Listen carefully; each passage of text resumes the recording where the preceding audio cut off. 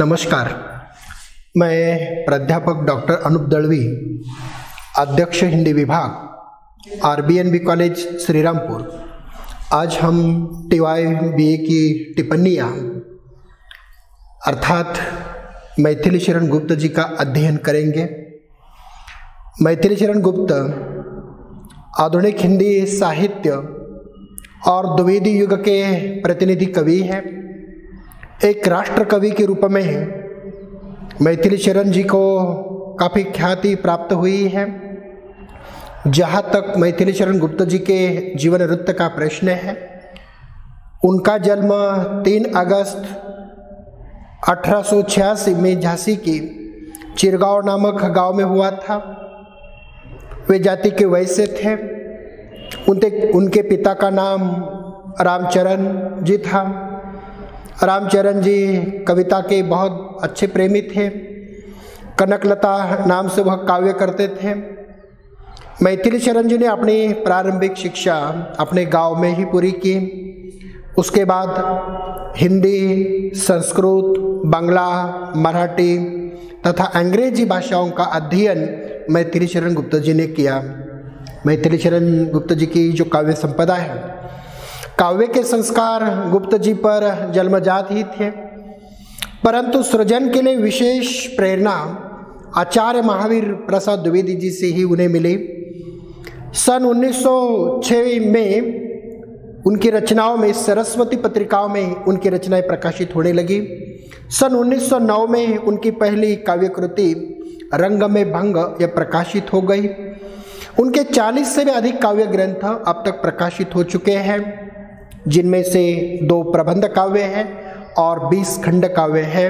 और इनमें से कुछ प्रमुख ग्रंथ है रंग में भंग, जयद्रथ वध, भारत भारती, किसान, शाकुंतल, पंचवटी, विकट भट्ट, गुरुकुल, साकेत, यशोधरा, द्वापर, नहुष, कुणाल गीत, काबा और करबला, जय भारत और विष्णु प्रिया, यह उनकी प्रातिनिधिक रचनाएं हैं। साथ ही कुछ काव्य कृतियों के अनुवाद भी मैथिली शरण गुप्त जी ने किए हैं।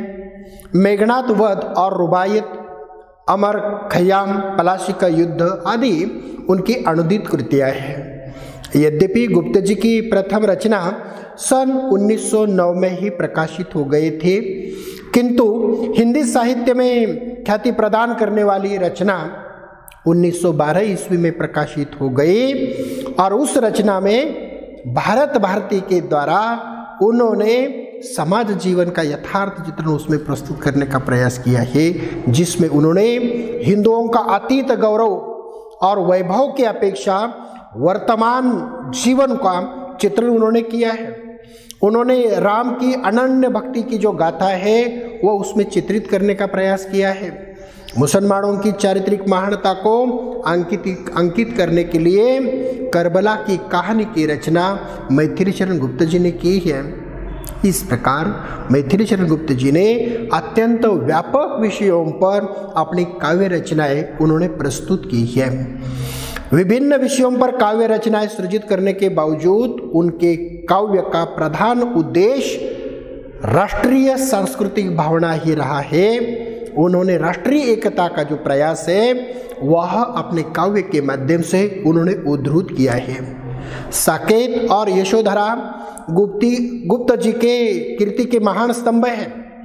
साकेत इस महाकाव्य में उन्होंने रामायण की जो उपेक्षित नारियां हैं कैकेयी और उर्मिला, उनके जीवन चरित्रों को उजागर करने का प्रयास किया है।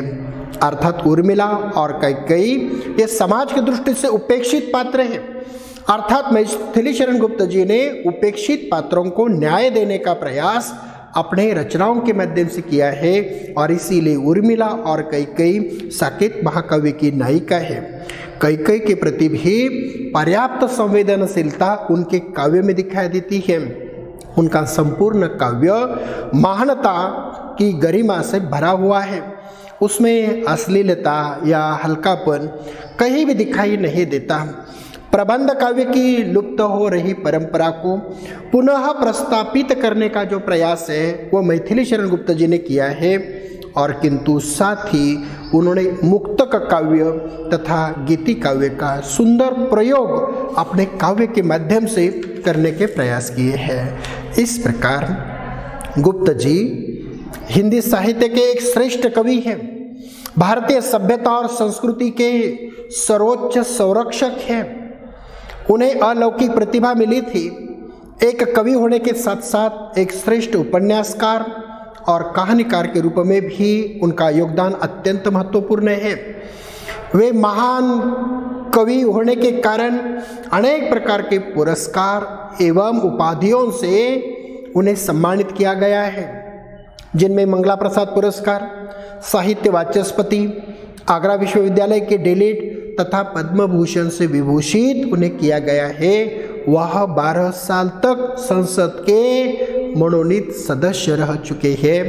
ऐसे महान साहित्यकार और सर्वश्रेष्ठ कवि की मृत्यु तथा वह हिंदी साहित्य जगत से 12 दिसंबर 1964 ईस्वी में विमुख हो गए।